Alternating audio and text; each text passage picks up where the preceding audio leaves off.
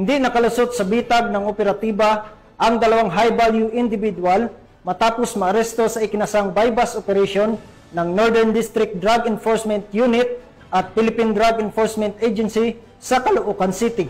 Nakatutok dyan si Patrolwoman Ivy Corporal.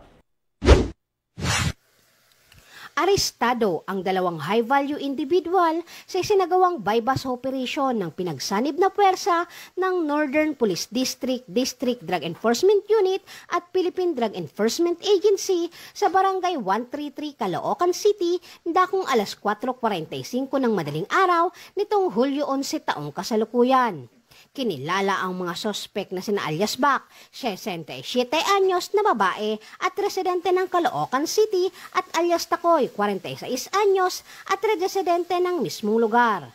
Nakumpiska sa mga sospek ang tinatayang 75 gramo ng hinihinalang shabu na may halagang humigit kumulang 510,000 pesos.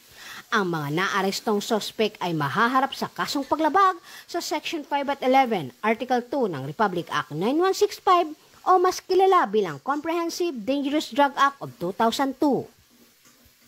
Mula dito sa Camp Bagong Diwa, Bicutan, Taguig City, ako po ang inyong PNN correspondent, Patrolwoman Ivy Corporal, alagad ng batas, tagataguyod ng Balitang Pulis.